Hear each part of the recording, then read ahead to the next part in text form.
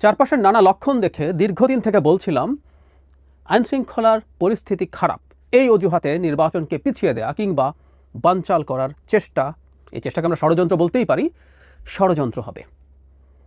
অনেকেই বলছিলেন এই ধরনের কথাবার্তা। আমি আসবো সেই জায়গায়, কিন্তু অত্যন্ত একটা অ্যালার্মিং বিষয় সামনে এলো, তাই এটা নিয়ে আলাদাভাবে কথা বলতে হচ্ছে। স্পেসিফিকভাবে কিছু বলেন নাই, কিন্তু আমি একজন রাজনৈতিক কর্মী হিসাবে আমার বিশ্বাস করতে কষ্ট হয় যে ফেব্রুয়ারিতে নির্বাচনটা হবে। আমার কাছে বিশ্বাস করতে কষ্ট হয়।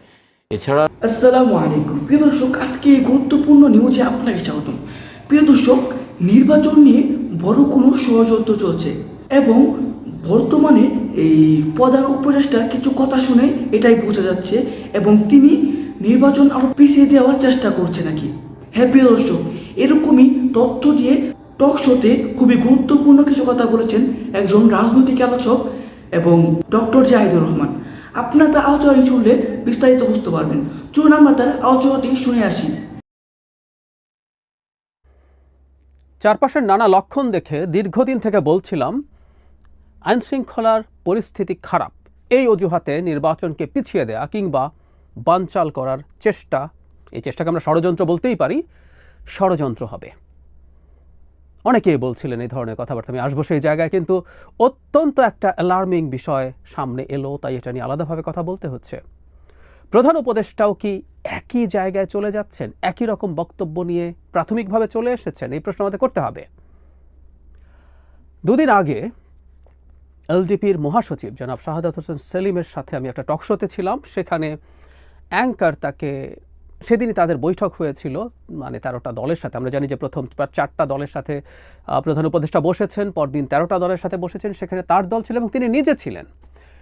তারা যখন নির্বাচন নিয়ে কথাবার্তা বলছেন তখন কি ধরনের অনুভূতি হয়েছে বা তারা প্রধান উপদেষ্টার কাছে কি ধরনের ফিডব্যাক পেয়েছেন, সেই প্রশ্ন যখন জিজ্ঞেস করা হয় তিনি বলতে গেলেন, উনি বললেন যে উনি তার বক্তব্য শুনে খুব বেশি খুশি হতে পারেননি, বরং তার মধ্যে কিছুটা সংশয় তৈরি হয়েছে। তারপর তিনি কি বললেন প্রশ্ন সঞ্চালকের প্রশ্নের জবাবে, সেটা একটু শুনি আমরা। দুটি প্রশ্ন আমার। একটি হচ্ছে যে আপনি যখন নির্বাচন দ্রুত দিতে বলেছেন, 5 আগস্টে ঘোষণা করতে বলেছেন, তখন মাননীয় প্রধান উপদেষ্টা কিছু বলেছেন কিনা ইন রেসপন্স? তিনি স্পেসিফিকভাবে কিছু বলেন নাই, কিন্তু আমি একজন রাজনৈতিক কর্মী হিসাবে আমার বিশ্বাস করতে কষ্ট হয় যে ফেব্রুয়ারিতে নির্বাচনটা হবে। আমার কাছে বিশ্বাস করতে কষ্ট হয়। এছাড়া প্রধান উপদেষ্টা মহোদয়ের সমাপনী বক্তব্যের মধ্য দিয়েও মানে এক ধরনের রহস্য, এক ধরনের মানে ধোঁয়াশা, এক ধরনের ঘোলাটে মানে এটা এটা কেমন জানি বুঝতে পারিনি জিনিসটা আর কি। সেজন্যই বলছি আর কি যে আমরা তো রাজনৈতিক কর্মীরা মাঠে আছি একটা নির্বাচনের জন্য, এবং এটা আমরা বিশ্বাস করি যে নির্বাচনে সমাপনী বক্তব্যের কোন কথা থেকে আপনার রহস্য সৃষ্টি হলো সেটা যদি জিজ্ঞেস করি। প্রধান উপদেষ্টা মহোদয় বলেছে যে দেশের যদি এই অবস্থা হয় তাহলে কেমনি নির্বাচন হবে। ও মাই গড। তো এই কথাটাতে একটু আমার মধ্যে একটা হিমশীতল একটা আতঙ্ক ছড়িয়ে পড়েছে আর কি, কারণ আমরা আসলে, তাহলে আমরা বুঝতে পারছি প্রধান উপদেষ্টা বলছেন দেশের যদি এই অবস্থা হয় তাহলে কেমনে নির্বাচন হবে। এটা জনাব সেলিম তার ভাষায় বলেছেন। আমি ওনাকে এই কথাটা পাবলিকলি বলার জন্য সাধুবাদ জানাই। ইনফ্যাক্ট অন্যান্য কিছু কিছু দল এক ধরনের ইঙ্গিতপূর্ণ কথা বলেছেন যে এরপর উনি কী বলেছেন সেটা নাই বলি, বা এই ধরনের আলাপ কেউ কেউ করেছেন। কিন্তু আমি মনে করি 13 দলে যারা ছিলেন তারা পাবলিকলি এই কথাগুলো বলা দরকার, কারণ প্রধান উপদেষ্টা তাদের কাছে এই তথ্যটা দিয়েছেন। আমি ধারণা করি আস্তে আস্তে তিনি জনগণের উদ্দেশ্যেও বলতে শুরু করবেন, মানে দেশের যদি এই অবস্থা হয় তাহলে নির্বাচন কেমনে হবে। আমরা এখন সোজা সাপটা যদি বলি, প্রধান উপদেষ্টার এই বক্তব্যটা is very much aligned to NCP এবং জামায়াতে ইসলামী।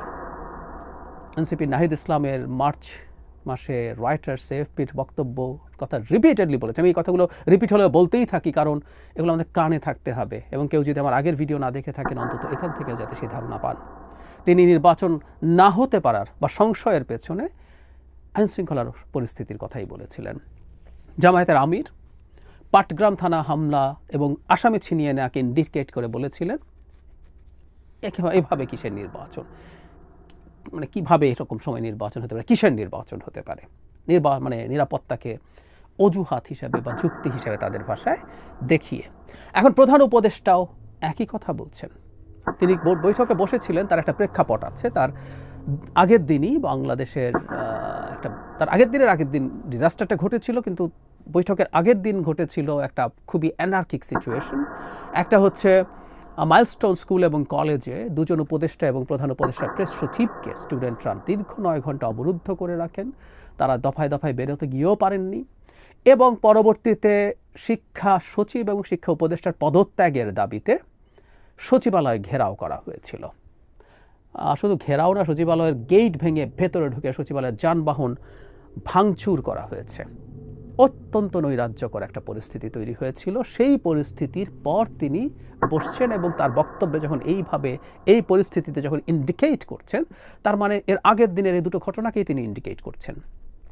আমি বলছিলাম ওই দুটা ঘটনাকে কেউ ব্যবহার করছে না কেন? যারা নির্বাচনের পরিবেশ নেই, আইনশৃঙ্খলার অবস্থা ভালো না বলে যারা নির্বাচনকে পেছাতে চান, তারা কেন আওয়াজ করছেন না? কিন্তু আমি এটাও বলে রেখেছিলাম এ দুটো ঘটনাও সব ঘটনার সাথে যুক্ত হয়ে ইউজড হবে।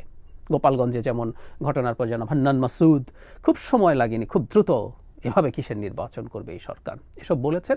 কিন্তু দেখা গেল এই দুটো ঘটনাকে মাথায় রেখে রাদার প্রধান উপদেষ্টা, রিপিট, প্রধান উপদেষ্টা এই রকম কথা বলছেন।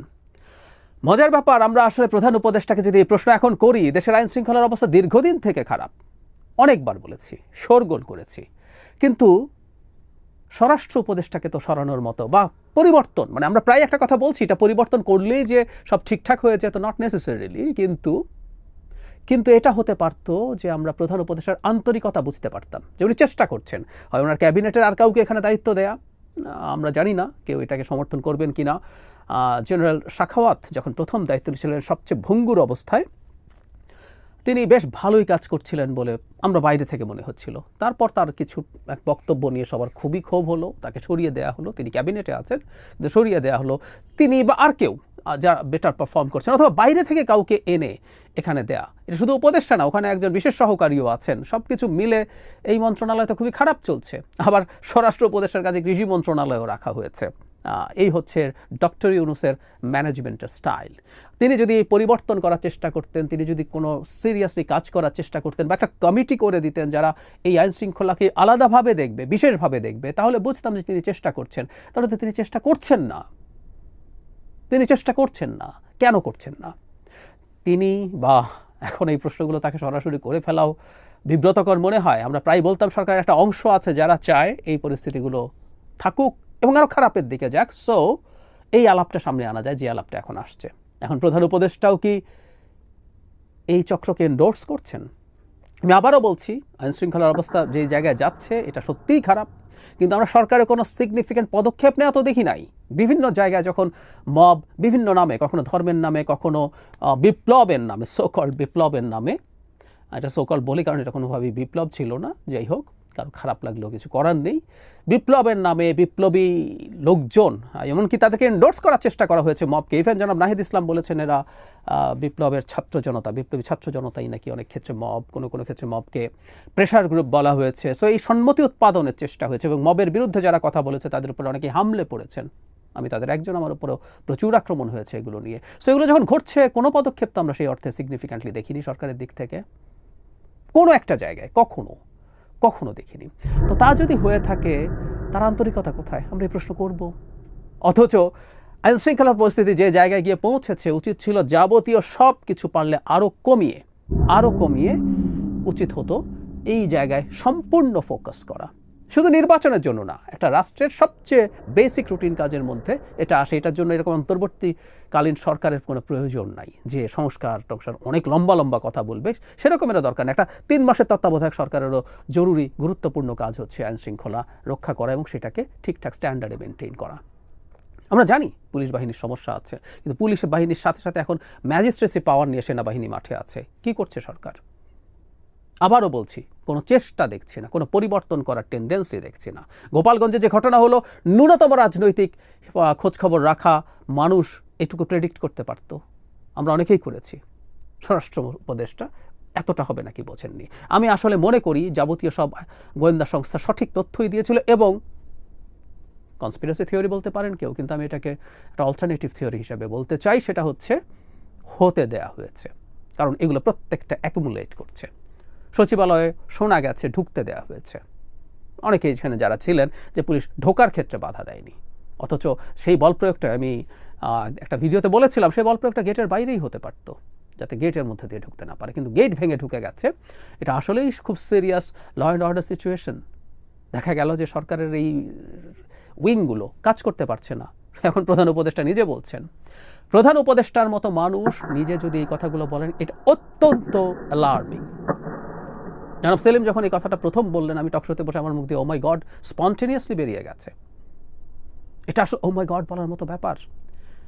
আমরা এটুকু জানছিলাম যে প্রধান উপদেষ্টা অন্তত তার যে সম্মান রক্ষার জন্য তিনি যে কথা দিয়েছেন জাতির কাছে, সেটা রক্ষা করবেন, কিন্তু আর মধ্যে অন্য অনেকেই এই ধরনের চেষ্টায় আছে। কিন্তু ওনার এই বক্তব্যের পর আমরা এই সন্দেহটা রাখবো, আমি বলছি না নিশ্চিতভাবেই তিনি এর অংশ, কিন্তু এই সন্দেহটা আমরা প্রকাশ করে রাখবো তিনি কি এটার অংশ। কারণ স্টেক ইজ সো হাই, বাংলাদেশের ভবিষ্যৎ আমরা আসলে কারো উপরে এইভাবে ছেড়ে দিতে পারি না, যেন তেন কিছু হতে পারে, এই পরিস্থিতিতে ছেড়ে দিতে পারবো না, সরি। সুতরাং আমরা আশা করি, আমরা মনে করি, আমরা যারা সচেতন নাগরিকরা আছি তারা তাদের জায়গা থেকে শোরগোল করবে, এবং রাজনৈতিক দলগুলোকে খুবই ভিজিল্যান্ট হতে হবে। প্রয়োজন তাদের আস্তে আস্তে মাঠে নামার চিন্তা করতে হবে, যাতে এই ধরনের কোনো চেষ্টা হালে পানি না পায়। প্রধান উপদেষ্টার এই বক্তব্যকে সিরিয়াসলি নিতে হবে। কেউ কেউ বলতে পারেন যে অনেক বেশি সেন্সিটিভিটি দেখাচ্ছে কিনা। আমি বলি সিচুয়েশনটা এখন এতটাই নাজুক, এতটাই টার্ময়েলের মধ্যে আছে, আমরা এতটাই ক্রান্তি লগ্নের মধ্যে আছি, এখন অত্যন্ত ছোট বিষয়কে বেশ বড় করেই দেখা উচিত হবে। এতে হয়তো কখনো কখনো বাড়াবাড়ি মনে হতে পারে, কিন্তু এটা আমাদের বিপদ থেকে বাঁচাবে। আমাদের খুব সতর্ক হতে হবে। প্রিয় দর্শক, আপনারা তার গুরুত্বপূর্ণ আলোচনাটি শুনেছেন, এবং টকশোর ভিতরে আরও অনেক লোকরা খুবই গুরুত্বপূর্ণ কথা বলেছেন। তাদের কথার মতে আপনারা কি মত অবশ্যই কমেন্ট বক্সে জানাবেন। আর এরকম ধরনের সকল আপডেটগুলো সবার আগে পেতে আমাদের চ্যানেলটি সাবস্ক্রাইব করে রাখবেন।